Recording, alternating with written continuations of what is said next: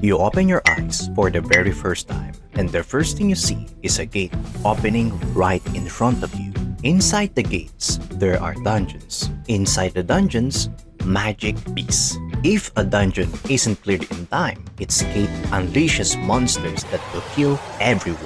Luckily, there are awakened beings called hunters to stop them. Hunters like you.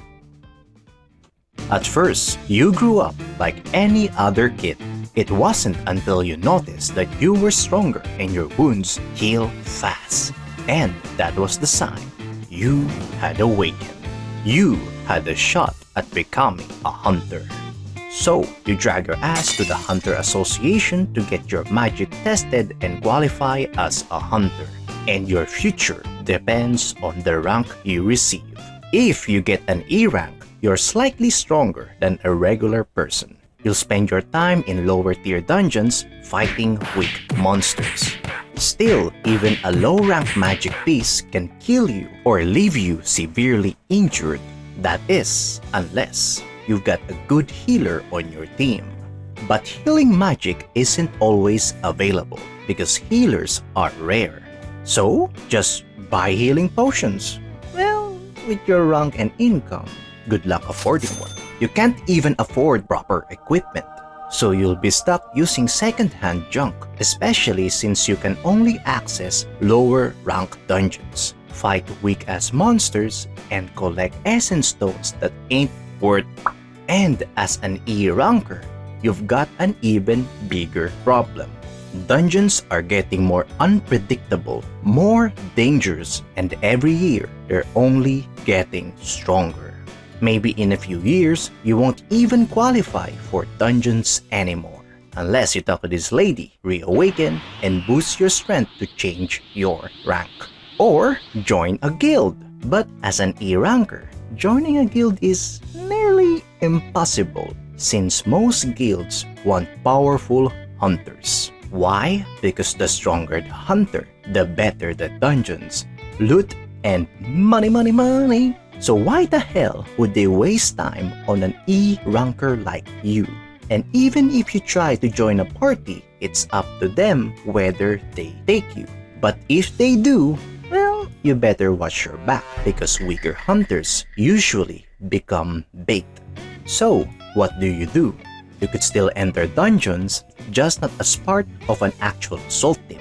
You can join a recovery team that collects materials from monster corpses. Things that can be used to craft powerful weapons or armor. Or maybe you'll end up on a mining team, digging for ores or mana crystals.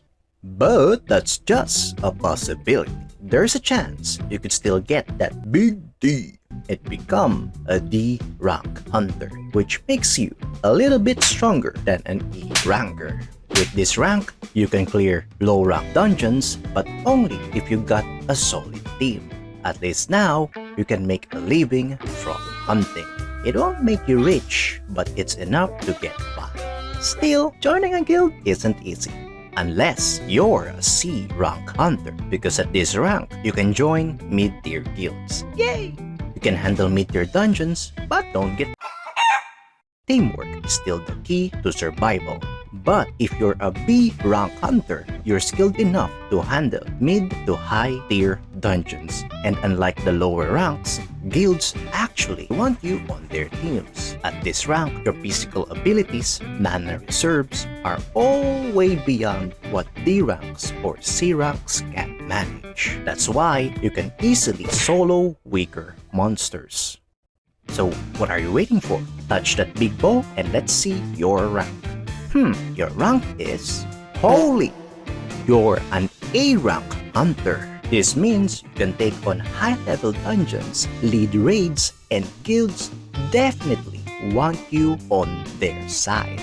But wait, what are your powers again? I mean, can you make yourself bigger, taunt enemies?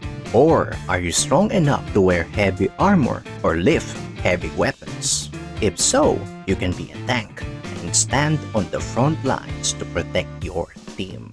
Or can you heal and use buffs? If so, you can be a support hunter. You restore your teammates' health, stamina, speed, strength, or defense. two enemies that makes you pretty annoying, which is why you're also their first target. But you can avoid it if you're really good at sneaking, like the assassin. You're fast, you strike at weak points, and disappear like your dad. But you're not tanky unless you're a fighter.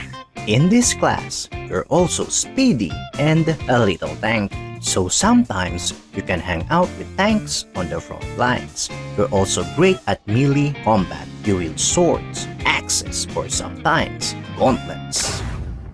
But if you have crazy precision that can take out threats from a long distance, you don't need to be on the front lines. You can be a ranger. But if something does get close, well, you're dead. Another long-range class is the mage. Whatever your element, you specialize in large-scale AoE attacks. You can also summon creatures or create barriers to protect yourself or your team. But your barriers can break, your summons are limited, and most importantly, if you run out of mana, you're dead. But what happens if your mana is so overwhelming that normal measuring devices can't even register it? Well, that makes you an S-rank hunter. If you reach this level, money is never ever a problem, especially if you run your own guild.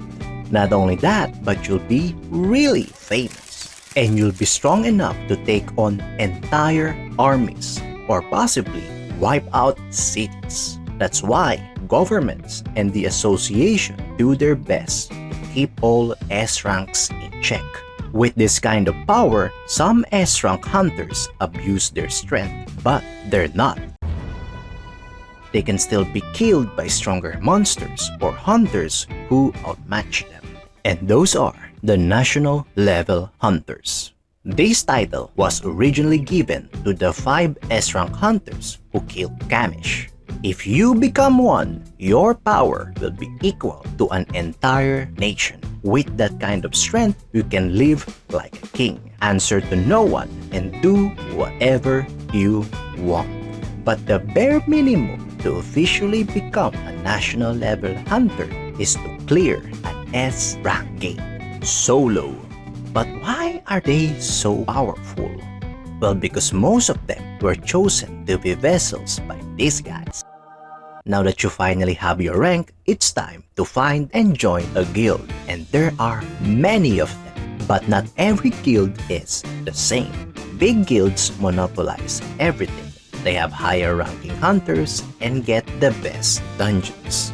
So aside from fighting monsters, every guild is constantly at war over dungeons, resources, and reputation. But that's not the only problem. Your rank doesn't just determine how strong you are. It also decides which dungeons you're sent to.